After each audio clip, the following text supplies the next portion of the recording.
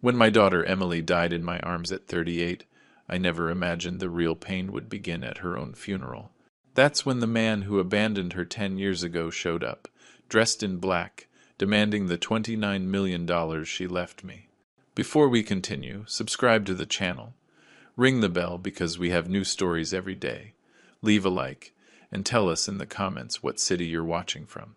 My name is David Miller. I'm 68 years old, and for the last 4 months, I lived through the greatest hell of my life, watching cancer slowly take my only daughter, Emily. She was my everything since her mother passed away when she was just 12. I raised her alone, worked day and night to give her the best education, and I was filled with pride when she became a successful entrepreneur with her own chain of fashion stores in Chicago and New York. On March 15, 2024, Emily called me into her hospital room. Her eyes, which once shone with determination, now reflected the serenity of someone who knows the end is near. "Dad," she said, her voice weak but firm, "I need you to know something very important. I've been getting everything ready for you." She handed me a sealed envelope with documents that would change my life forever. When I opened that envelope at home that night, I couldn't believe what I was seeing. Emily had amassed a fortune of $29 million through her businesses and investments. In her will, drafted with Michael Clark, our trusted family lawyer, she named me as her sole universal heir. "Dad, you were a father and a mother to me. No one else deserves what I built with so much effort." She had written this in a personal letter that came with the documents. Emily passed away on March 22, 2024, at 6:47 inches the morning. I was holding her hand when she took her last breath. In that moment, I felt a part of my soul leave with her. The next few days were a blur of pain, paperwork, and funeral preparations. On March 25th, the day of the funeral, the St. Francis Grand Church was filled with family, friends, and Emily's business partners. I was in the front row, devastated by grief, when someone touched my shoulder. When I turned, I saw a tall man, about 42 years old, dressed in an elegant black suit and tie, with tears streaming down his cheeks. "David," he said with a broken voice, "I'm Daniel Peterson. I'm so sorry for the loss of our dear Emily." For a moment, I didn't react. Our dear Emily. This man had the nerve to show up after 10 years of total abandonment and speak as if he had been a part of my daughter's life. Daniel had been Emily's husband for just 2 years, from 2012 to 2014. When she told him she was pregnant in January 2014, he disappeared overnight, leaving her alone with their marriage debts and a pregnancy that sadly ended in a miscarriage due to the stress. "What are you doing here, Daniel?" I asked in a low voice, trying to keep my composure in that sacred place. "I came to say goodbye to the woman I loved," he answered, drying his tears with a white handkerchief. "Emily and I had our problems, but she was always special to me." What angered me the most was watching how he acted in front of the other attendees. He positioned himself in the second row, just behind me, sobbing theatrically. Several people who didn't know the story approached him to offer comfort, thinking he was the grieving widower. He even went up to the casket during the final farewell, placed his hand on the wooden surface, and murmured something I couldn't hear. After the church service, we headed to Oak Ridge Cemetery. The entire way, Daniel stayed close to the family, as if he had every right to be there. His behavior seemed increasingly strange and calculated. It wasn't the genuine grief of someone who had lost a loved one, but something more artificial. As they lowered the casket, Daniel approached me again. "David, we need to talk after this. There are important things we need to discuss about Emily and, well, about the future." Those words sent a chill down my spine. The future? What future was a man talking about who had abandoned my daughter at the hardest moment of her life? In that instant, I knew Daniel hadn't come to the funeral just to say goodbye. He had other plans, and something told me they were not going to be good for Emily's memory, or for the peace I so desperately needed in that moment of pain. After the burial, while the other guests headed to the reception at my sister Linda's house, Daniel waited for me by his black Mercedes. His attitude had completely changed. He was no longer faking the theatrical grief from the funeral. Now he wore a calculating smile that set my nerves on edge. "David, I think it's time we spoke frankly," he said, lighting a cigarette. "Emily was legally my wife, and under state law, I have rights to her estate." I was frozen. Rights? This miserable excuse for a man thought he could show up after a decade of total silence and claim what Emily had built with her own sweat and sacrifice. "Daniel, you and my daughter divorced in August 2014. You have no right to anything," I replied, staying calm even though I was boiling with rage inside. "Ah, but that's where you're wrong," he said with that arrogant smile. "I've been doing some research, and it turns out Emily never correctly finalized all the divorce paperwork. Technically, we were still married in certain legal aspects. My lawyers have confirmed that I can claim at least half of those $29 million she accumulated." I couldn't believe what I was hearing. This scoundrel had been planning this for a while. He knew about Emily's fortune, and had come like a vulture to claim his share of the loot. "How dare you?" I yelled, losing my composure for the first time. "You abandoned my daughter when she needed you most. You left her alone, pregnant and drowning in debt.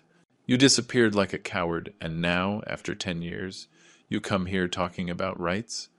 Daniel threw his cigarette on the ground and looked at me coldly. "Look, David, I understand you're hurting, but feelings don't change the law. Emily built that business empire, yes, but when we were a couple, I also contributed to the start of her business. I have documents to prove it. It was a lie, and I knew it. Emily had started her first store in 2016, 2 years after the divorce, with a loan that I myself helped her secure. Daniel never invested a single dollar in my daughter's dreams. Listen to me carefully," he continued in a threatening voice. "We can do this the easy way or the hard way. If you give me my share voluntarily, let's say $15 million, we can avoid a long and costly legal process that will tarnish Emily's memory in every newspaper in the country." There it was, the true face of Daniel Peterson. He wasn't just an opportunist, but also a blackmailer willing to use my deceased daughter's good name to get money. "Are you threatening me?" I asked, stepping closer to him. "No, I'm offering you a civilized solution. But if you'd rather the media finds out that the father of the successful entrepreneur Emily Miller is denying her widower his rightful inheritance," he let the sentence hang in the air. At that moment, I vividly remembered the day Daniel left Emily. It was January 28th, 2014. Emily called me at 11 at night, crying, telling me she had come home to find a note on the kitchen table. "I'm gone. This isn't working. Don't try to contact me," that was it. He didn't even have the courage to say goodbye in person or explain why he was running away when she needed support the most. In the following weeks, Emily discovered that Daniel had emptied their joint bank account, taking $12,000 that were her savings to invest in her future business. He also left unpaid bills for the apartment they shared, forcing Emily to take on debts she hadn't created. The most painful part was when Emily lost the baby in March 2014. She tried to contact Daniel to tell him about the tragedy, but he had changed his phone number and blocked her on all social media. My daughter had to go through the grief of losing her child and her marriage at the same time, all alone. "You know what, Daniel?" I said with a calmness I didn't know I had. "You're right about one thing. This can be done the easy way or the hard way, but I assure you, if you try to tarnish my daughter's name with your lies, I will show you exactly what I'm capable of." Daniel let out a sarcastic laugh. "Are you trying to scare me, old man? I'm 42 and you're 68. Besides, I have resources and connections you can't even imagine. My offer is on the table. 15 million now, or 20 million after the trial, plus all the legal fees it will cost me to destroy your reputation. Get out of here before I do something I'll regret," I warned him. "You have 1 week to think about it," he said, getting into his Mercedes. "Next Monday you'll receive the legal documents. I hope you reconsider your position, because this is just getting started." As I watched his car drive away, I felt a mix of rage and determination I hadn't felt in years. This man thought he could take advantage of the pain of a father who had just lost his daughter, but he had picked the wrong person. Emily had taught me to fight for what is right, and that was exactly what I was going to do. That night, in the solitude of my home, surrounded by photos of Emily from her childhood to her final days. I made a decision that would change everything. I wasn't going to give Daniel a single cent, and I would do everything in my power to expose his true intentions before the law. The day after my encounter with Daniel, I decided to start my own investigation. I couldn't just sit around waiting for his legal threats. If this man had planned everything so precisely, I needed to find out what else he was hiding. My first stop was the office of Michael Clark, the lawyer who had drafted Emily's will. Michael, a 55-year-old man with over 20 years of experience in inheritance law, saw me that morning in his office on Michigan Avenue. "David, I am so sorry for your loss," he said as he reviewed the documents Emily had signed. "I want you to know that your daughter's will is absolutely ironclad. She was very specific in her instructions and was in full command of her mental faculties when we drafted it. Michael, I need you to investigate Daniel Peterson. He says he has rights to Emily's inheritance, but I know he's lying." Michael took notes as I recounted the conversation from the cemetery. "Let me check the divorce files. If I remember correctly, Emily was very clear about ensuring all legal ties were completely severed. While Michael looked into the legal aspects, I decided to contact Patricia Johnson, who had been Emily's personal assistant for the last 5 years. Patricia knew my daughter's movements and contacts better than anyone. We met that afternoon at a coffee shop near Emily's offices in the financial district. Patricia, a woman of 34, had always been loyal and discreet, but that day I saw she was nervous and restless. "Mr. Miller, there's something I need to tell you about Daniel," she said, constantly looking around as if she were afraid of being overheard. "For the last 3 months, that man has been trying to get close to Emily." "What do you mean, get close?" I asked, feeling my pulse quicken. "Last December, he started calling the office asking for Emily. At first, he used fake names, but I recognized his voice because Emily had told me about him years ago. When I told Miss Emily, she asked me to hang up on him immediately, if he ever called again." Patricia continued to reveal details that made my blood run cold. In January, Daniel showed up at the offices in person. Emily wasn't there because she had started her chemotherapy, but he insisted on talking to me. He asked me about the company's financial situation, how many stores we had, if Emily had any partners or investors. "And what did you tell him?" "Nothing, of course. But he kept pushing. He offered me $500 just to confirm if Emily was as successful as the newspapers said. I obviously threw him out of the office, but later I found out he had been asking the same questions at the bank where Emily had her main accounts. This confirmed my suspicions. Daniel hadn't shown up at the funeral by chance, or out of any genuine love for Emily.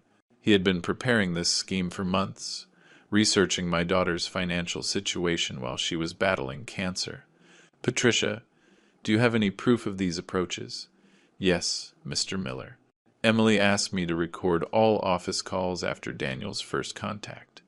I have the recordings saved on my personal computer." Those words were music to my ears. If Daniel had admitted his true intentions during those calls, we would have solid evidence of his opportunistic behavior. The next day, Patricia brought me the recordings on a USB drive. Listening to them at home, I felt a mix of astonishment and disgust. In one of the recordings from February 15th, Daniel clearly said, "Look, Patricia, I know Emily is sick. I just want to know if it's worth trying for a reconciliation. You understand what I mean? I'm not going to waste my time if she has nothing to offer me." In another recording from March 8th, Daniel was even more explicit. "I've heard that Emily has several million stashed away. If that's true, I think we could resolve our past issues. Everyone deserves a second chance, especially when there's so much money on the line." But the most revealing recording was from March 20th, just 2 days before Emily's death. Daniel had called asking directly about the will. "Do you know if Emily has made a will? Because technically, if we're still married under some legal provision, I would have automatic rights to her estate." Now I understood Daniel's plan completely. He had been monitoring Emily's illness, waiting for the moment of her death to appear as the grieving husband and claim the inheritance. It was a plan as cruel as it was calculated. That same evening, I received another crucial piece of information through Andrew Moore an old colleague with contacts in the financial sector. Andrew confirmed that Daniel was indeed in serious financial trouble. David, I've asked around discreetly about Daniel Peterson. The man is completely broke. He lost his consulting firm in 2022 due to bad crypto investments.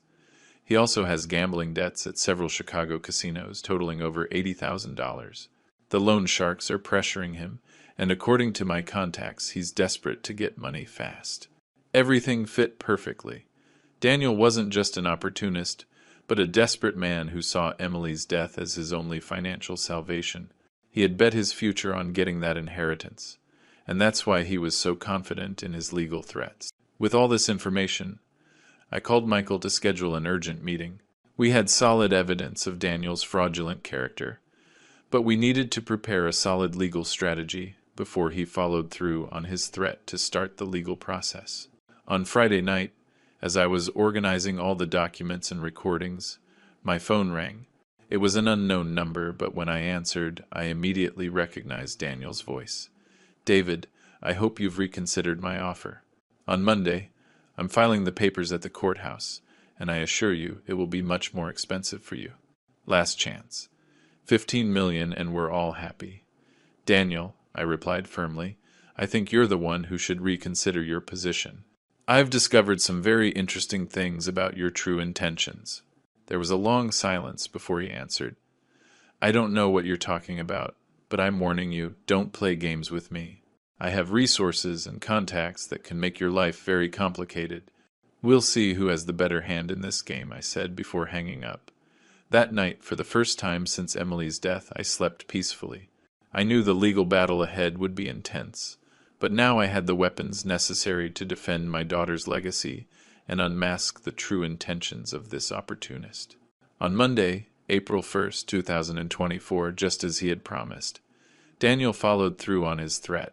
At 9 inches the morning, a courier knocked on my door, handing me an official envelope from the Chicago Civil Court. Opening it, I found a 47-page lawsuit where Daniel claimed not only the $29 million, but also damages for malicious concealment of marital assets. His legal argument was twisted but seemingly well-structured. He alleged that during his marriage to Emily, between 2012 and 2014, they had established a business collaboration that was never formally dissolved. He also claimed that Emily had used business ideas and contacts he had provided during their relationship to build her business empire. The most outrageous part was the list of witnesses Daniel presented to support his version. Names I didn't recognize. People who could supposedly confirm his involvement in Emily's initial project. It was clear he had been preparing this sham for a long time. I immediately called Michael to schedule an emergency meeting. When I arrived at his office that afternoon, I found him meticulously reviewing every page of the lawsuit with a serious expression. David, I'm not going to lie to you. Daniel has hired Christopher Vaughn, one of the most aggressive inheritance lawyers in Chicago. He's known for winning complicated cases using legal technicalities and media pressure. What does that mean for us? I asked, feeling worry creep over me. It means they're going to play dirty. Vaughn has a reputation for leaking information to the press to create public pressure on his opponents. We'll probably see articles in the papers about the selfish father denying the successful entrepreneur's widower his inheritance. Michael was right. The next day, the tabloid paper The Chicago Chronicle published an article titled, "The $1 Million Battle for Emily Miller's Inheritance: Justice or Family Greed." The article, clearly biased in Daniel's favor, presented a completely distorted version of the facts. According to the publication, Daniel was a successful entrepreneur who had sacrificed his own career to support his wife's dreams and was now being unfairly excluded from the fruits of their marital collaboration. The article included a photo of Daniel dressed in mourning at the funeral, with a caption that read, "The pain of a husband fighting for justice." That same week, while Michael prepared our legal response, I dedicated myself to finding more evidence of Daniel's true character. Patricia had mentioned that Emily kept all her personal documents in a safe in her private office, and that she had left me the combination in case of an emergency. When I opened the safe, I found a treasure trove of information. Emily had been meticulous in saving all correspondence related to her divorce, including emails Daniel had sent her in 2014 when he left the marriage. In an email dated February 15th, 2014, Daniel wrote, "Emily, I need you to understand that this isn't working. I'm not ready to be a father, and frankly, your obsession with opening a business seems like a childish fantasy. I've decided to move to New York to start over. Don't try to contact me." Another email from March 3rd, 2014 was even more revealing. "I've emptied the joint account because I need that money to get established. Consider it my compensation for the 2 years I wasted in this marriage. I hope you find a way to pay the apartment debts without involving me." But the most valuable document was a handwritten letter that Emily had drafted for her lawyer in August 2014 during the divorce proceedings. In it, she systematically detailed all of Daniel's manipulations and abandonment. "My husband, Daniel Peterson, abandoned me on January 28, 2014, upon learning of my pregnancy. In the following weeks, he emptied our joint bank account, taking $12,000, which were my personal savings. When I lost the baby in March due to stress, I tried to contact him to inform him, but he had blocked all means of communication. I formally request that the divorce decree states that Daniel waives any future rights to my assets or income." This letter was notarized and had full legal weight. It was the definitive proof that Daniel had voluntarily waived all rights to Emily's estate. Armed with this evidence, I returned to Michael's office with renewed confidence. When I showed him the documents, his expression changed completely. "David, this is pure gold," he said with a smile. "This notarized letter proves not only Daniel's voluntary abandonment, but also his explicit waiver of future rights. Any judge with half a brain will dismiss his lawsuit immediately. But Michael also warned me about the tactics we could expect. Vaughn will try to discredit these documents. He'll say Emily was emotionally distraught during the divorce, or that circumstances have changed.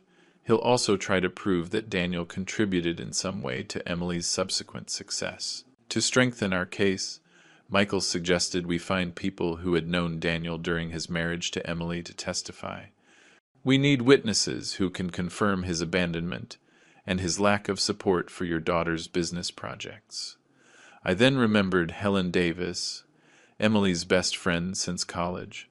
Helen had been a direct witness to my daughter's suffering during the divorce and knew the circumstances of Daniel's abandonment perfectly. When I contacted Helen, she immediately offered to testify in our favor. "Mr. Miller, I was with Emily the day Daniel left her. I'll never forget how she cried that night, telling me she felt betrayed not just as a wife, but as a person. That man is a coward, and he can't show up now claiming rights he voluntarily gave up." Helen also provided me with additional information about Daniel that I didn't know. During their marriage, Daniel never showed any interest in Emily's business plans. On the contrary, he always ridiculed them, telling her it was a waste of time. He even forbade her from using her personal savings for the business consulting she wanted to hire. With all these elements, Michael began drafting our response to the lawsuit. But before filing it, we decided to take a strategic step that would put Daniel in a very uncomfortable position. "David," Michael said, "we're going to ask the court to require Daniel to present documentary evidence of his supposed contribution to Emily's business success. If he really participated in creating her fortune, he must have contracts, invoices, investment records. We know he doesn't have them, but forcing him to try to produce them will reveal the fraudulent nature of his claim." That night, as I reviewed all the documents we had collected one more time, I felt a mix of sadness and determination. Emily had been an extraordinary woman who built her success despite betrayals and abandonment. My duty as a father was to protect her legacy from the clutches of those who only saw her death as an opportunity for easy enrichment. While Michael was preparing our legal response, Patricia contacted me with information that would completely change the course of our case. She asked me to meet her at her apartment on a Thursday night, assuring me she had something explosive to show me. When I arrived at her place in Lincoln Park, Patricia seemed nervous but determined. "Mr. Miller, after our last conversation, I remembered something important. Emily didn't just ask me to record Daniel's phone calls. She also installed a recording system in her personal office after his first in-person meeting with him. Patricia turned on her laptop and showed me a folder full of audio files. Emily was very cautious. When Daniel showed up in January asking about her finances, she suspected he would try something later. So, she decided to record any future meetings she might have with him. "Were there more meetings?" I asked, feeling like I was about to discover something crucial. "Yes, Mr. Miller. 2 meetings that Emily never told anyone about, not even you. Daniel visited her in her office on February 28th and again on March 14th, just a week before she passed away." Patricia played the first recording from February 28th. Hearing Emily's voice, weak but firm, a lump formed in my throat. It was obvious she was already very sick, but she maintained her dignity. "Daniel, what do you want after all these years?" I could hear Emily say. "Emily, I know you're sick, and I know you've been very successful financially. I think it's time we resolved our past issues," Daniel replied in a syrupy voice. "We don't have past issues, Daniel. You abandoned me when I needed you most, and I moved on with my life. Look, let's be practical. You've built an empire of nearly $30 million. I was your husband for 2 crucial years of your life. Legally, I could claim a part of that, but I'd rather reach a friendly agreement." Emily's response was powerful. "Daniel, you have no right to what I've built. You signed documents waiving any future claims when we divorced. Besides, everything I have, I built after you abandoned me." "Ah, but that's where you're wrong, dear Emily. I've consulted with specialized lawyers, and it turns out some of those divorce documents have legal loopholes that could benefit me, especially if you die without a clear will that specifically excludes me." Those words sent a chill down my spine. Daniel wasn't just planning to claim the inheritance after Emily's death. He was threatening her directly, waiting for her to die. "Are you threatening me, Daniel?" Emily's voice asked with a tone of disbelief. "It's not a threat, it's a legal reality. But like I said, I'd rather resolve this civilly. If you give me, say, $5 million now, we can sign a document where I definitively waive any future claims. I will never give you a cent. And if you try anything legal, I assure you I will publicly reveal your true character and how you abandoned me when I was pregnant. Emily, I don't think you're in a position to threaten anyone. Your illness is serious, and according to my medical information, you have a few months left to live. Think about it. 5 million now, or legal trouble for your family after you're gone." The recording ended with the sound of a door slamming shut. Patricia explained that Emily had kicked Daniel out of her office, but he had returned 2 weeks later for an even more revealing conversation. The second recording, from March 14th, was even more incriminating. In it, Daniel showed his true nature without any pretense. "Emily, I've been thinking about our last conversation. I've done more research into your financial situation, and I think I've underestimated your assets. My contacts in the financial sector tell me you could have up to $35 million in properties, investments, and cash. Daniel, I don't know how you got that information, but it's completely inappropriate for you to be investigating my private finances. Look, let's be honest. You're going to die soon, and that money is going to go somewhere. Your father is an old man who doesn't need that much money. I'm 42 and have my whole life ahead of me. We could make an arrangement that benefits everyone." "An arrangement? Are you insane?" "Listen to me, Emily. I can create a lot of legal problems for your family after your death. I have lawyers who can prove our divorce wasn't processed correctly in certain technical aspects. We can drag out the legal proceedings for years, freezing all your assets and ruining your family's reputation. Daniel, you're despicable. I can't believe I was ever married to you. I'm a realist, Emily, but I'm going to make you one last generous offer. You give me $15 million now, and I guarantee your father will inherit the rest without any problems. If you refuse this proposal, I assure you I will fight for everything, and your family won't see a dollar of your fortune without going through years of legal battles." Emily's voice on the recording sounded tired but determined. "Daniel, you better hear me clearly. I will never give you anything. I have modified my will specifically to exclude you from any inheritance, and I have documented all your threats. If you try anything after my death, My family will have all the proof needed to show you're a shameless opportunist. We'll see, Emily. We'll see who has the last word in this matter." Patricia stopped the recording and looked at me with a grave expression. "Mr. Miller, after this second visit, Emily asked me to immediately contact her lawyer, Michael, to modify the will. She also instructed me to keep these recordings in a safe place and give them to you if Daniel tried any legal action after her death. It was incredible. Emily, even in her final days, had been protecting my future and her own from the clutches of this manipulator. The recordings not only prove Daniel's opportunistic intentions, but also his direct threats and his illegal knowledge of confidential financial information." "Patricia, how is Daniel getting information about Emily's finances?" "That's something else I found out, Mr. Miller. Last Tuesday, a bank employee contacted me discreetly. Apparently, Daniel had tried to bribe one of the tellers to get information about Emily's accounts. The employee refused the bribe, but Daniel insisted several times during February and March. This added another crime to Daniel's record: attempted bribery and illegal access to banking information. With this new evidence, our case was not only solid for defending the inheritance, but we could also press criminal charges against Daniel. That night, I called Michael to tell him about the recordings. His reaction was one of total astonishment. "David, with this evidence, not only are we going to win the case, but Daniel could face criminal charges for threats, attempted extortion, and illegal access to financial information. This completely changes our strategy. We're no longer playing defense. We're going on the attack. For the first time since Emily's death, I felt that justice was on our side. My daughter, even from the grave, had managed to protect her legacy and give me the weapons necessary to confront this opportunist who thought he could take advantage of our pain." On May 15th, 2024, the day of the first hearing at the Chicago Civil Court arrived. Michael and I arrived early, loaded with boxes full of documents, recordings, and testimonies. I wore my best black suit, the same one I had worn to Emily's funeral, feeling that somehow she would be present in that room, supporting me.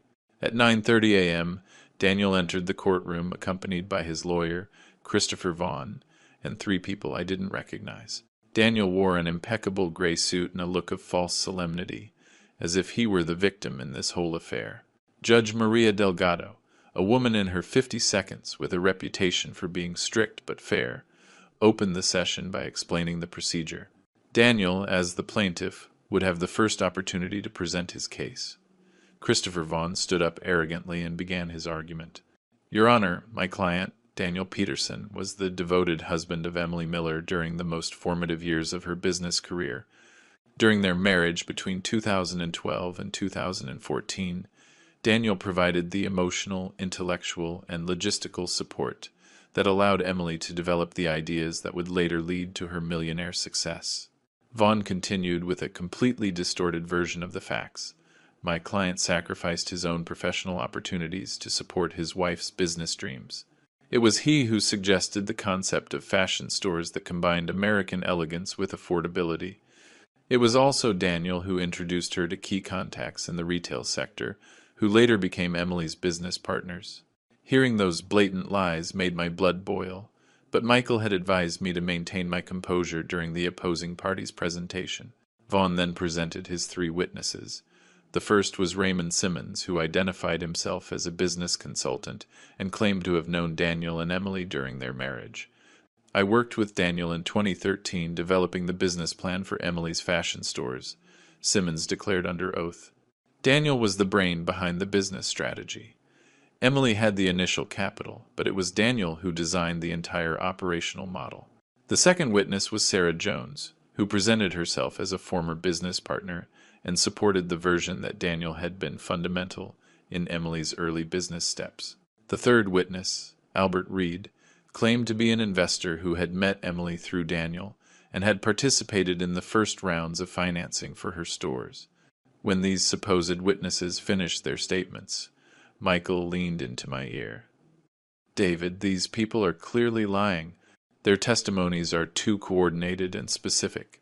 We're going to unmask them during cross-examination." It was Michael's turn to present our case, and his strategy was brilliant. Instead of starting with legal arguments, He decided to play the recordings Patricia had saved directly. Your Honor, before we present our arguments, we want the court to hear the plaintiff's own words, recorded during his meetings with the late Emily Miller during the final months of her life. When the first recording from February 28th began to play, I saw Daniel's expression change completely. His face turned pale, and he began to whisper furiously in his lawyer's ear. Emily's voice filled the room. Daniel, you have no right to what I've built.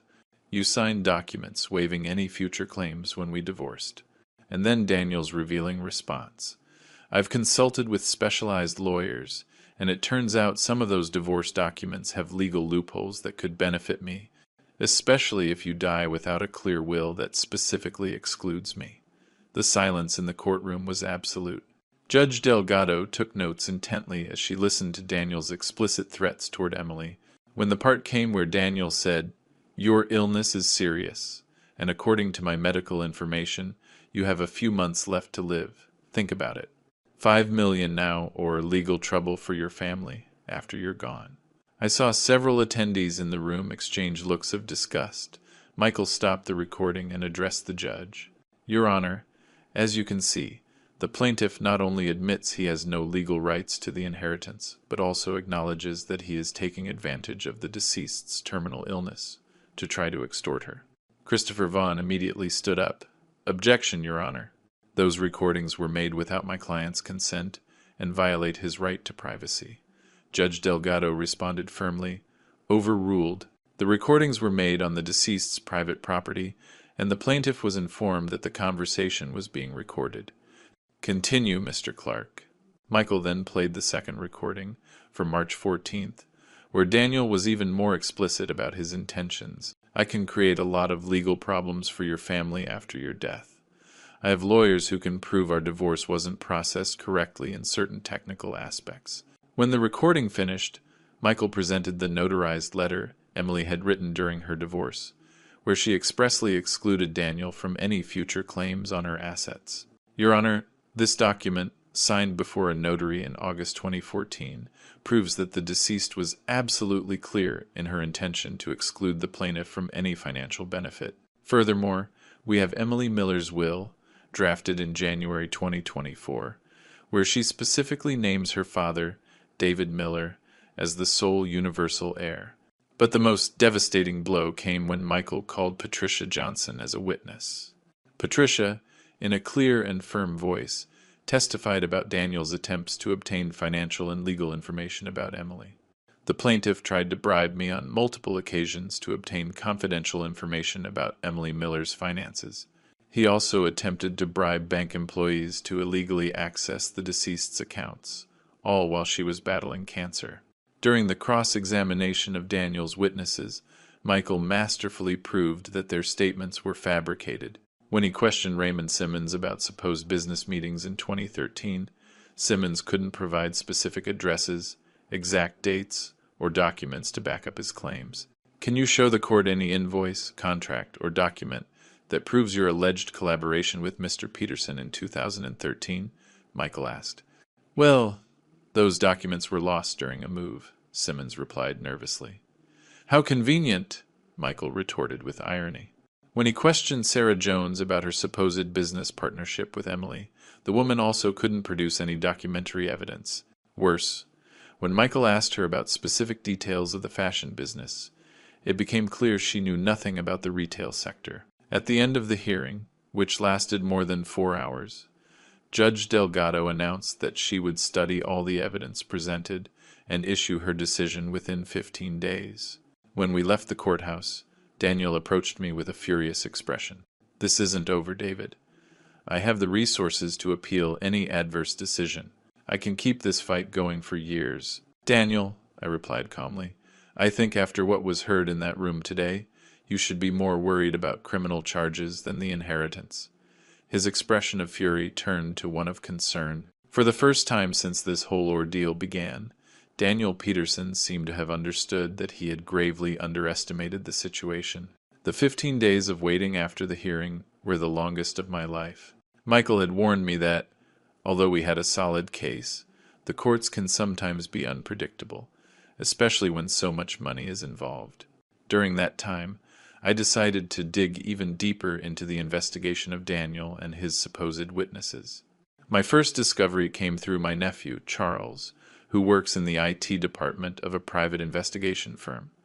I asked him to discreetly check the backgrounds of the 3 witnesses Daniel had presented. "Uncle David, I've found some very interesting things about these individuals," Charles told me during a family dinner. "Raymond Simmons has a history of false statements in other trials. In 2019, he was fined for perjury in a real estate fraud case in New York. The information about Sarah Jones was even more revealing. This woman is an amateur theater actress and has occasionally worked making false testimonies for money. There are records of her being paid $3,000 to testify in a divorce case last year. As for Albert Reed, Charles discovered he didn't even have a license as a financial investor. He's a used car salesman who was fired from his last job for fraud. It seems Daniel specifically recruited people with questionable backgrounds to lie under oath. Armed with this information, I immediately contacted Michael. "We need to present this evidence to the court before they issue the verdict," I said. "David, this is perfect. We're going to request a supplementary hearing to present evidence of perjury. If we can prove that Daniel organized a scheme of false testimonies, he will not only lose the case, but he'll face additional criminal charges." On May 28th, 2 days before the scheduled date for the verdict, Judge Delgado agreed to hear our new evidence.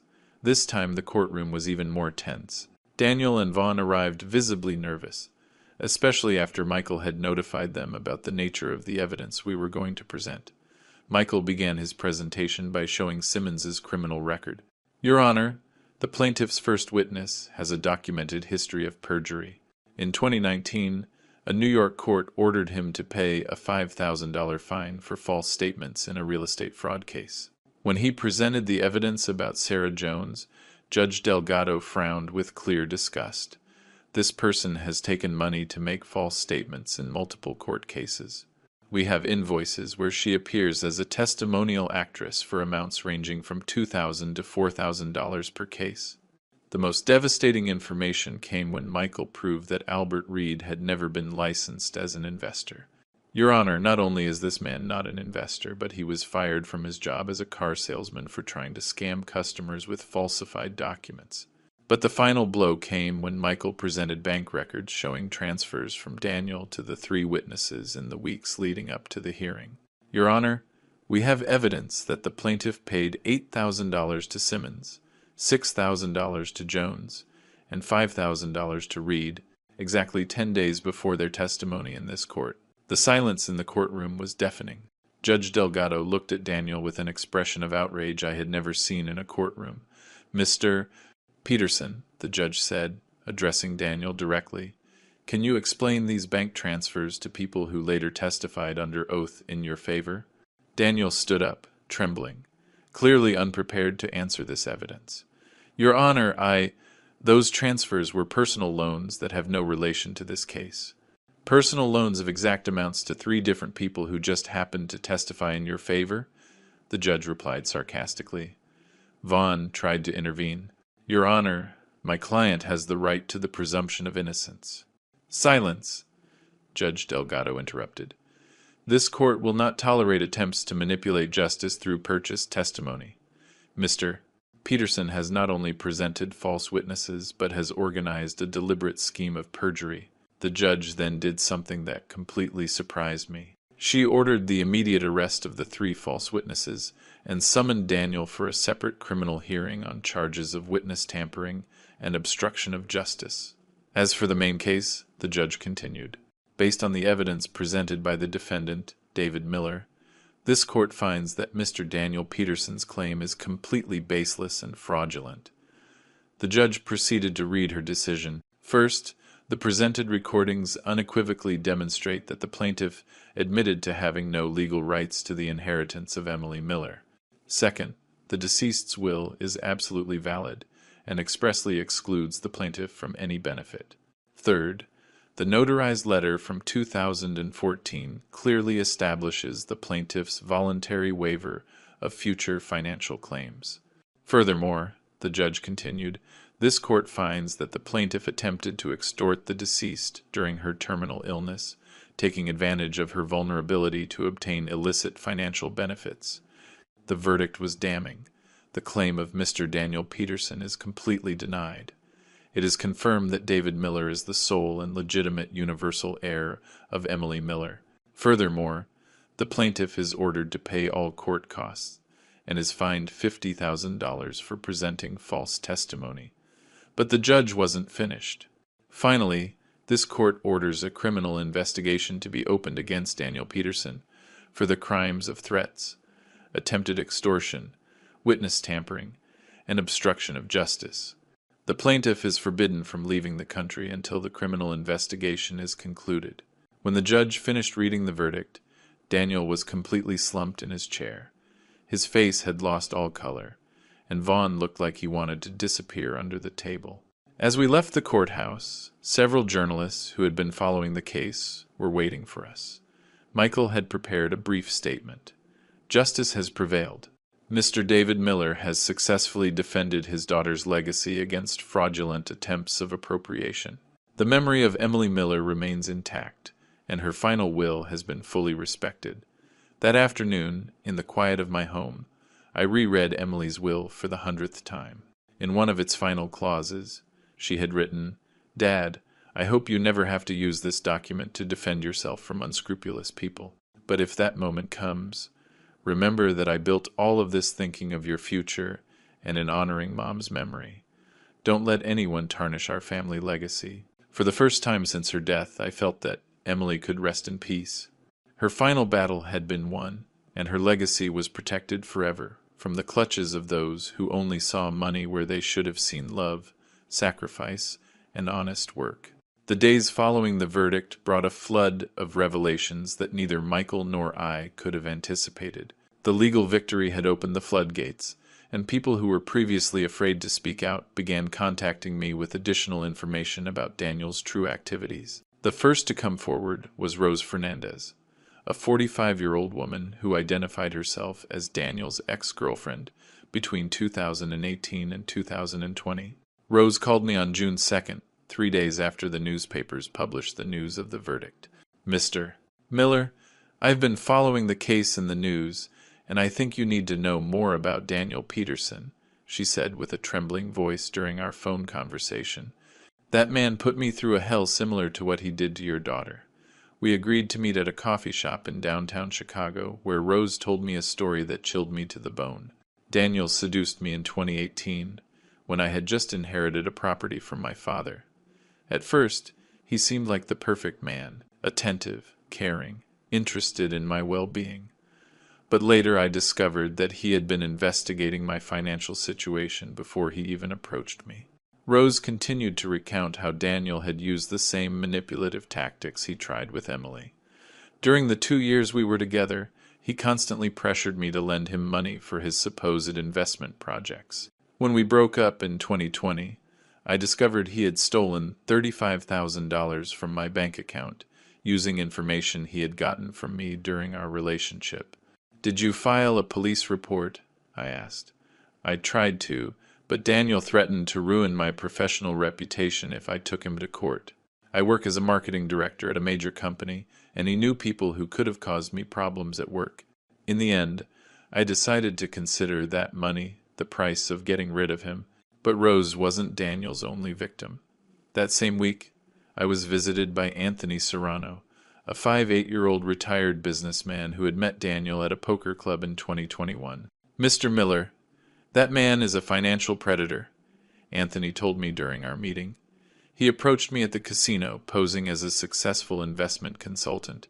He convinced me to invest $80,000 in a supposed investment fund that he managed. Anthony showed me documents that proved how Daniel had created a shell company called Peterson Investments and Associates to scam older people with considerable savings. When I tried to withdraw my investment 6 months later, I discovered the company didn't really exist, and that Daniel had used my money to cover his gambling debts." "Did he also threaten you so you wouldn't file a report?" I asked, suspecting the pattern. "Exactly. He said he had contacts in the police force who could make my life difficult. He also blackmailed me with compromising photos he had secretly taken during a business meeting where I had had too much to drink. These revelations motivated me to look for more of Daniel's victims. I contacted a private investigator recommended by Michael Luis Martinez, who specialized in financial fraud cases. Luis discovered that Daniel had been running a systematic scam operation for the past 10 years. Mr. Miller, this man has a very specific method. He researches vulnerable people or those in life transitions.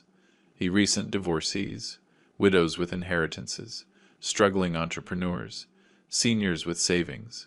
Then he approaches them, feigning romantic or professional interest to gain their trust and access their financial resources. Luis's report revealed at least 12 documented victims between 2014 and 2024, with total losses exceeding $400,000. Each case followed the same pattern: seduction, manipulation, extraction of money, and then threats to prevent reporting. The most disturbing part, Luis continued, is that Daniel keeps detailed files on his victims, compromising photographs, secret recordings, personal information that he uses to blackmail them if they try to get their money back. With all this information, Michael and I decided to contact the District Attorney's Economic Crimes Division to present a broader case against Daniel. The assigned prosecutor, Robert Navarro, was extremely interested in the evidence we had collected. Gentlemen, what you're presenting to me is not just a case of fraudulent inheritance, but a systematic criminal operation that has been running for a decade, Prosecutor Navarro told us. With the testimonies and evidence you have, we can prosecute Daniel Peterson for continuous fraud, threats, blackmail, and racketeering. But the most shocking revelation came when Patricia contacted me again with information she had discovered while reviewing Emily's files. Mr. Miller, I've found something disturbing in Emily's call logs from last year. During November and December of 2023, Daniel was not only calling her directly, but had also been contacting several of the store's clients and suppliers, asking about the financial health of the business. Patricia showed me a list of more than 20 business contacts that Daniel had tried to question about Emily's finances. Some of these suppliers called me at the time to ask if they should give him information, because Daniel was presenting himself as a family consultant hired by Emily to evaluate the business. Did Emily know about these contacts? Yes, Mr. Miller. That's why she tightened security measures at the company and installed the recording systems. Emily suspected Daniel was planning something big, but we never imagined it would be so systematic and cruel. That additional information proved that Daniel had been planning his strategy to take the inheritance for at least 6 months before Emily's death. He wasn't an impromptu opportunist, but a calculated predator who had been waiting for my daughter's moment of greatest vulnerability to execute his plan. On June 10th, Prosecutor Navarro informed me that Daniel had been formally charged with 10 different criminal counts. Mr. Miller, thanks to your perseverance and the evidence you provided, we are going to prosecute this individual for all his crimes. The other victims you located have also decided to testify, so Daniel will face decades in prison if convicted. That night, as I organized all the case documents, I reflected on the true extent of Daniel's evil. He hadn't just been an opportunistic ex-husband trying to grab an inheritance, but a professional criminal who had turned the suffering of others into his way of life. Emily, without knowing it, had become the victim who finally exposed Daniel's entire criminal network. Her courage to document his threats and her foresight to protect the evidence had not only saved our family inheritance, but had put an end to a decade of crimes against innocent people. On June 18, 2024, when it seemed the case was resolved and Daniel would finally face the consequences of his actions, I received a call that changed my perspective on everything I had experienced over these months. It was from Hope Miller, a woman who identified herself as Emily's second cousin and who lived in Philadelphia. David, I've been following Daniel's case in the news, and I think there's something else you need to know about Emily's death, she said, her voice choked with emotion. Her words sent a chill down my spine. What do you mean, something else? I'd rather tell you in person. Could you come to Philadelphia this weekend? It's about Emily's last days in the hospital. The trip to Philadelphia was one of the most agonizing of my life. During the drive, my mind created increasingly terrible scenarios about what Hope might reveal to me. She worked as a nurse at Mercy Hospital in Philadelphia, and although she hadn't directly cared for Emily, she had contacts in the Chicago hospital system. We met at her apartment on Saturday morning. Hope, a 52-year-old woman with 20 years of experience in oncology, greeted me with a grave expression and medical documents in her hands. David, a colleague of mine from Northwestern Memorial Hospital in Chicago, contacted me after seeing the news about Daniel. She told me something that had been bothering her since Emily's death, but she hadn't dared to report it until now. Hope showed me hospital visitor logs that her colleague had discreetly copied. According to these documents, Daniel visited Emily in the hospital on 3 occasions during March, always when you were not present. The visits were on March 5th, 12th, and 19th. That's impossible, I replied immediately. Emily had expressly forbidden me from allowing any visits from Daniel. Besides, I was practically living at the hospital during her last days. Exactly. That's why these visits are so strange. According to the records, Daniel presented himself as Emily's legal husband and had forged documents that supposedly gave him authorization to visit her during the night shifts. Hope continued to explain what her colleague had observed. During the visit on March 19th, just 3 days before Emily's death, Daniel was in the room for over 2 hours. The nurse on duty found it strange that Emily was very agitated after that visit, and that her vital signs had worsened significantly. Are you suggesting that Daniel might have... I couldn't finish the sentence. I'm not suggesting anything specific, David, but my colleague told me that Emily asked her that night not to allow any more visits from Daniel and that she was very scared. She also mentioned something about not letting him force me to sign anything. Those words hit me like a lightning bolt. Had Daniel tried to force Emily to change her will during her last days? Had he used her vulnerable state to pressure her while I wasn't there? Hope handed me a copy of the nursing notes from that night. They read, "Patient very agitated after family visit. Requests no more visits from husband. Mentions concern over legal documents. Mild sedative administered to calm anxiety." David, there's something else. My colleague checked the hospital's security cameras from that night. Daniel left the room carrying a folder he didn't have when he went in. I immediately called Michael from Philadelphia to inform him of these revelations. His reaction was one of total alarm. "David, we need to investigate this immediately. If Daniel tried to coerce Emily during her terminal illness to modify legal documents, we'd be talking about a much more serious crime. Get back to Chicago immediately." On Monday morning, Michael and I met with Prosecutor Navarro to present this new evidence. The prosecutor immediately ordered all hospital security cameras to be reviewed and all staff who were on duty during Daniel's visits to be questioned. 3 days later, the prosecutor summoned us with information that surpassed our worst suspicions. "Gentlemen, we have reviewed the security footage and confirmed that Daniel Peterson illegally visited Emily Miller on multiple occasions using falsified documentation," the prosecutor continued. "More seriously, we have found in Daniel's possession a copy of Emily's original will with handwritten modifications that intended to include him as a beneficiary of 40% of the inheritance. These modifications are dated March 19th, the same day as his last visit to the hospital." "Are you saying Daniel tried to forge Emily's will?" I asked, feeling outrage consume me. "Exactly. We have evidence that Daniel brought forged documents to Emily's room and tried to force her to sign modifications to the will. According to the nurse's testimony, Emily flatly refused and threatened to report him, which would explain her agitated state that night." Michael intervened.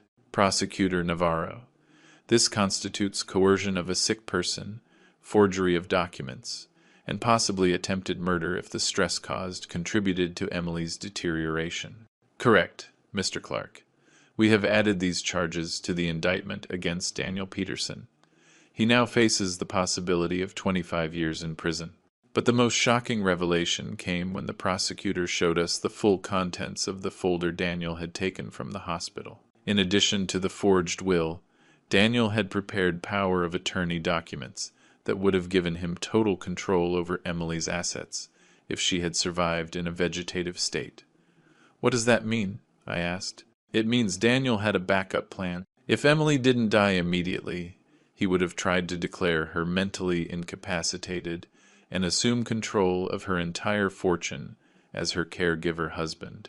It was a Machiavellian plan designed to seize the $29 million, regardless of whether Emily lived or died." That revelation affected me deeply. For all these months, I had thought Daniel was simply an opportunist who had shown up after Emily's death to claim money.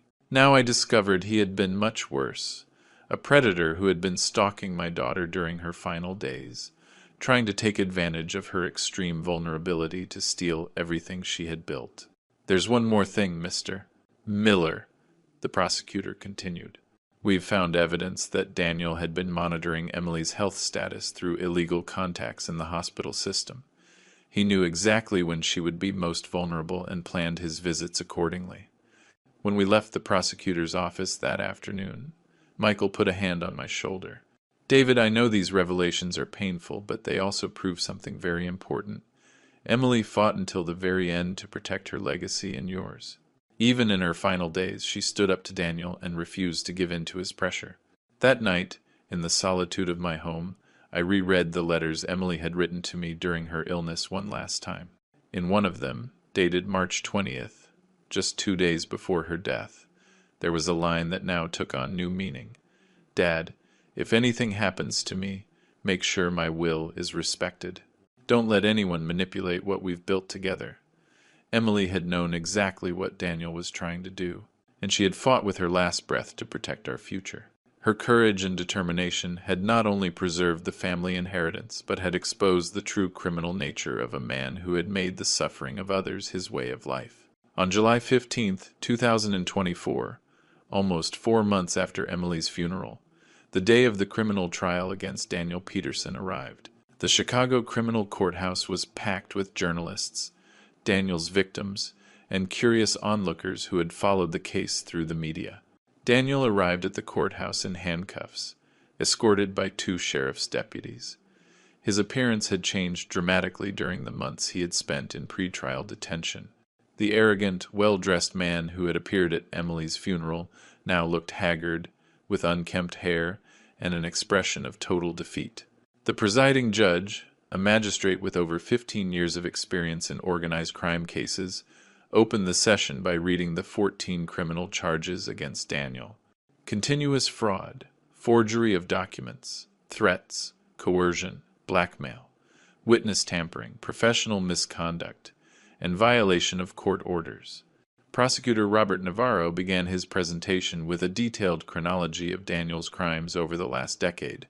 "Your Honor, the defendant, Daniel Peterson, is not an occasional criminal but a systematic predator who has built his entire adult life by preying on vulnerable people." For the next 3 hours, the prosecutor presented testimonies from the 12 identified victims of Daniel. Each story followed the same gruesome pattern: seduction, manipulation, extraction of resources, and threats to prevent reporting. Rose Fernandez testified in a firm voice. "Daniel stole $35,000 from me using information he obtained during our intimate relationship. When I tried to get my money back, he threatened to destroy my professional career and leak private photographs he had taken without my consent." Anthony Serrano recounted how Daniel had created the shell company Peterson Investments and Associates to scam him. "That man stole my life savings, $80,000 I had saved for my retirement. When I discovered the fraud, he blackmailed me with compromising photographs to prevent me from filing a report." But the most impactful testimony came from the nurse, Mercedes Lopez, who had cared for Emily during her final days. Mercedes testified about Daniel's illegal visits to the hospital and his attempt to coerce Emily into changing her will. The defendant showed up multiple times using falsified documentation, identifying himself as the patient's legal husband. During his last visit on March 19th, Miss Emily became extremely agitated. She specifically asked me not to allow any more visits from this man, saying, and I quote, "Don't let him try to make me sign anything again." The most devastating evidence came when the prosecutor presented the hospital's security footage, showing Daniel leaving Emily's room with documents he didn't have when he entered. The forged documents Daniel had prepared were also presented, including the modified will and the fraudulent power of attorney papers. Your Honor, the prosecutor continued, the defendant not only tried to appropriate an inheritance that did not belong to him, but he harassed a dying woman during her final days, taking advantage of her state of extreme vulnerability to try to steal $29 million. When it was the defense's turn, Daniel's lawyer, who had replaced Christopher Vaughn after he withdrew from the case, tried to present a defense based on temporary mental disorder and gambling addiction. Your Honor, my client has been battling a severe gambling addiction that led him to make desperate decisions. He is not a professional criminal, but a sick man who needs treatment, not prison. But this strategy fell apart when the prosecutor presented evidence of Daniel's meticulous planning. Investigators had found a complete file in his apartment with detailed information on all his victims, including photographs, financial records, and specific strategies to manipulate each one. Your Honor, Daniel did not keep organized files on his victims for 10 years.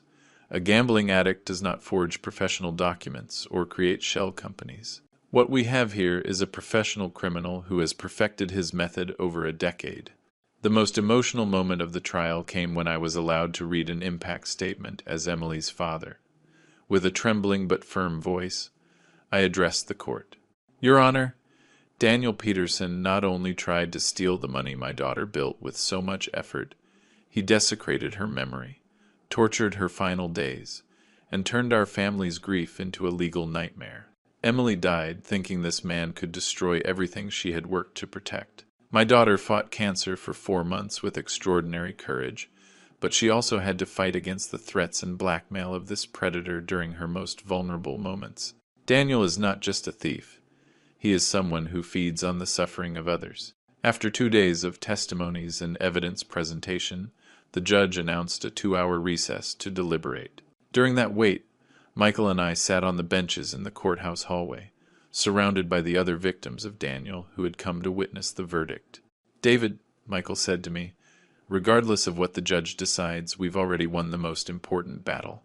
Daniel will never be able to touch Emily's inheritance, and his criminal network has been completely dismantled. When we returned to the courtroom, the judge began to read her verdict in a clear and firm voice. After reviewing all the evidence presented, this court finds the defendant, Daniel Peterson, guilty of all charges brought against him. The verdict was damning. The defendant is sentenced to 18 years in prison for continuous fraud, 3 additional years for forgery of documents, 2 years for threats and coercion, and 2 years for witness tampering, for a total of 25 years of effective prison time. Furthermore, the judge continued, the defendant is ordered to pay a total restitution of $847,000 to his victims, plus court costs. The defendant is permanently barred from engaging in any activity related to financial consulting or wealth management. When the judge finished reading the sentence, Daniel collapsed completely in his chair. His lawyer tried to comfort him, but it was clear that the weight of his crimes had finally fallen upon him. As I left the courthouse, I was surrounded by Daniel's other victims, all expressing their gratitude for my courage in confronting him. Mr. Miller, Rose told me, if you hadn't fought so hard for your daughter's memory, Daniel would still be free, stealing from and threatening more innocent people. That night, as I had dinner alone at my house, I reflected on the 4 months that had passed since Emily's death. The legal battle was over. Daniel would face decades in prison, and my daughter's inheritance was completely protected. But more importantly, Emily's memory had been vindicated, and her legacy would remain intact forever. 6 months after the trial against Daniel, on January 15, 2025, I was sitting in the office that had belonged to Emily, surrounded by architects, lawyers, and representatives of charitable organizations. That day would mark the beginning of a new chapter in my daughter's legacy, one she had dreamed of but that circumstances had not allowed her to see realized. During the months following Daniel's conviction, I had had time to reflect deeply on what to do with the $29 million inheritance Emily had left me. At 68 years old, I didn't need that much money to live comfortably for the rest of my days. I knew that Emily would have wanted her fortune to serve a purpose greater than my personal well-being. In her personal letters, which I had read countless times, Emily had repeatedly mentioned her dream of helping women entrepreneurs who faced difficulties similar to those she had experienced during her divorce. "Dad," she had written in one of her last letters, "if anything happens to me, I would like part of what I've built to help other women who are struggling to get ahead after being abandoned." With that inspiration, I had decided to create the Emily Miller Foundation for Women Entrepreneurs. The foundation would be dedicated to providing interest-free loans, free legal advice, and emotional support to women who had been victims of spousal abandonment and wanted to start their own businesses. Patricia Johnson, who had been Emily's right-hand woman for years, had agreed to direct the foundation. "Mr. Miller," she had said when I offered her the position, "it would be an honor to continue Emily's work in this way." She always said she wanted to use her success to help other women find their economic independence. The foundation's headquarters would be in the same building where Emily had had her main offices. We had allocated $15 million as an initial endowment, which would guarantee the foundation's operation for decades. I would keep the other $14 million as a family reserve and for my own living expenses. During the inauguration ceremony, which took place exactly 1 year after Emily's death, many of the people who had been important in her life were present. Helen Davis, her best friend since college, gave an emotional speech. Emily was a woman who transformed pain into strength, adversity into opportunity. When Daniel abandoned her pregnant and without resources, she didn't just lament her situation. She channeled that experience into the determination to never again depend on anyone for her economic well-being. This foundation represents exactly what Emily would have wanted, to turn her personal story into hope for other women. Michael Clark, who had been crucial throughout the legal battle, also spoke at the ceremony.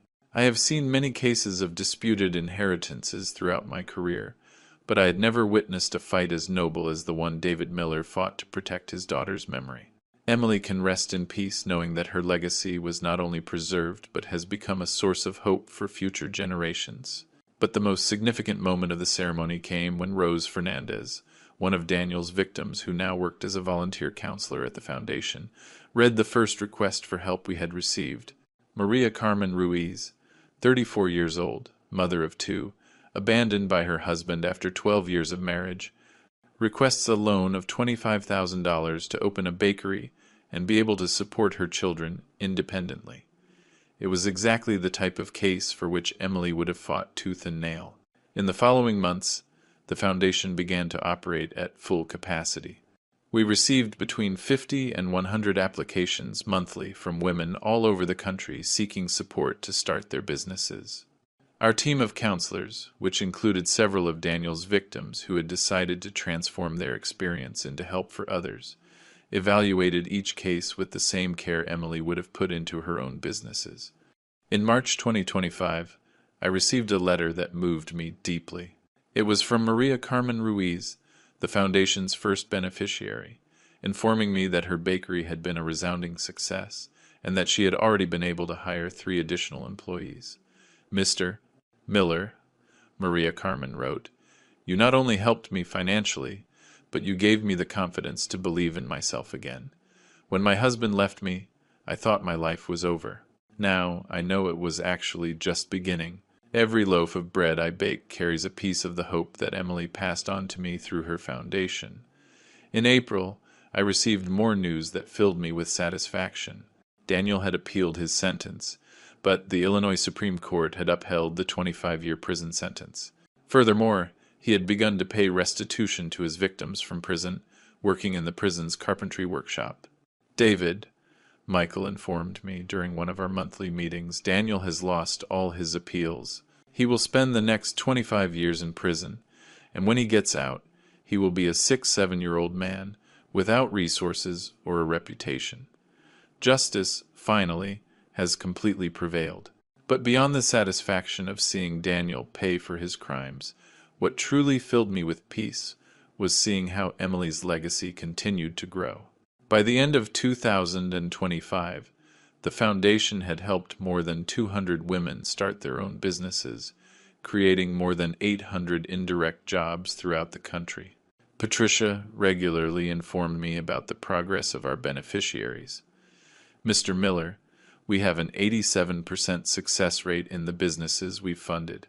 This means that Emily not only built her own fortune, but has helped create hundreds of small family fortunes across the country. In December 2025, 2 years after Emily's death, I organized a Christmas dinner for all the people who had been important during this extraordinary journey. Michael, Patricia, Helen, Rose, Anthony, and many of the Foundation's beneficiaries gathered at my house to celebrate not just Christmas, but the triumph of justice and solidarity over greed and evil. During the dinner, I read aloud a paragraph from the last letter Emily had written to me. "Dad, if you're reading this, it means I'm no longer with you. But I want you to know that everything I built was with our family's future in mind and the possibility of helping others who go through the difficulties I experienced. Don't let sadness paralyze you. Use what I've left you to create something beautiful that honors Mom's memory and mine." That night, as my guests shared stories of success and hope, I looked at the photograph of Emily that hung in the dining room and knew that she would be proud of what we had achieved together. Her death had been the end of her personal story, but it had marked the beginning of hundreds of stories of hope and overcoming adversity. Daniel Peterson had believed he could take Emily's legacy through lies and manipulation, but what he hadn't understood was that my daughter's true legacy was not in the $29 million she had accumulated, but in her indomitable spirit, her generosity, and her ability to transform suffering into strength to help others.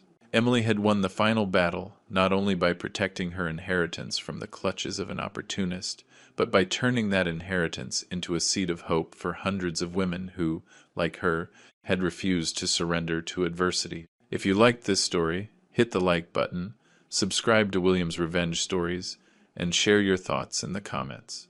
To hear the next story, click on the box to the left. Thanks for watching.